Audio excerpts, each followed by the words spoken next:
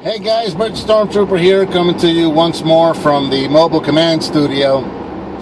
It's Saturday afternoon. I've been out and about doing some shopping and some flea market hunting, and got a couple cool things I wanted to show off.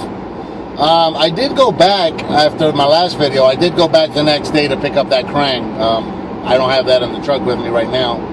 That's already been opened and put on display. So that's on the turtle shelf at home. But I did go back and pick up that Krang figure like I was talking about, and I did picked up another foot soldier to go with it because I have a problem apparently.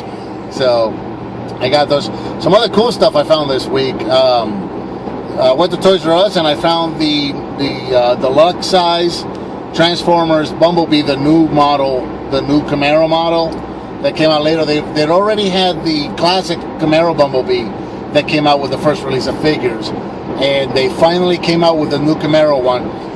The only one I've seen has been at, like I said, at Toys R Us, and it came in a 2-pack with a little Legends Bumblebee from last year. The release that came out was it last year? I think it was last year. He looks sort of Fall of Cybertron-y looking.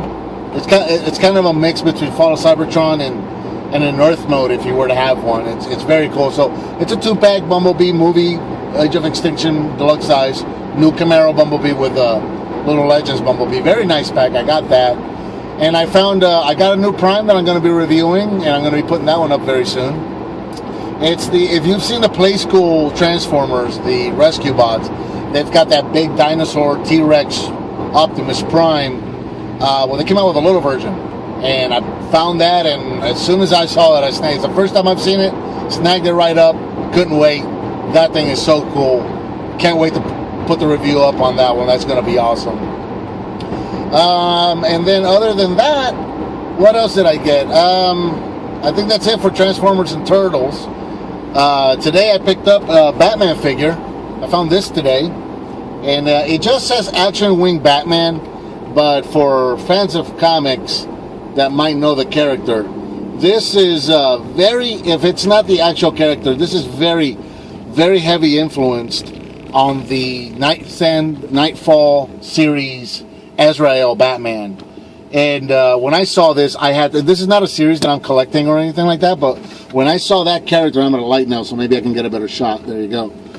When I saw this, I had to get this because for those of you that are not familiar with the comics, when I was reading the Batman comics in the early 90s, this was 91, I think, 92, something like that.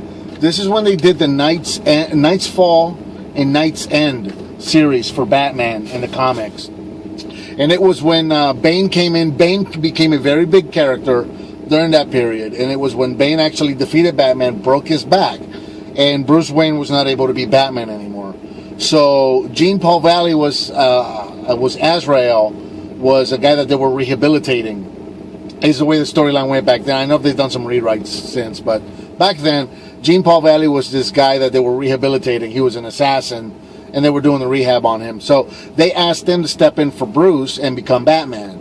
So he did, and as the more time he spent as Batman, the more of a power trip that he started to get.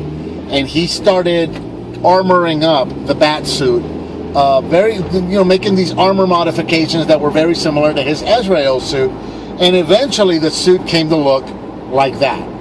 And it's just so cool. That's a little bit of DC history there from the early 90s. But it's so cool to think that a comic book that I was reading 20 years ago, a character that was Batman one time for less than a year, more than 20 years ago, a suit that only made that short of an appearance that long ago, I'm finding on shelves now in 2014. To see this on the shelf was a real treat for me. I couldn't believe that they're actually making the Azrael Batman as an action figure for kids to collect and buy and play with. So when I saw that, I had to get it. I thought that was the coolest thing ever. So I picked it up, and that's going right up on my Batman shelf.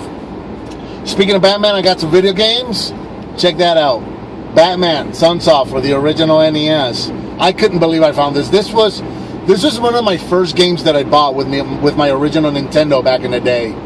And This, I was so good at this game. I used to beat this game on my first life. No, never getting killed. I used to get all the way.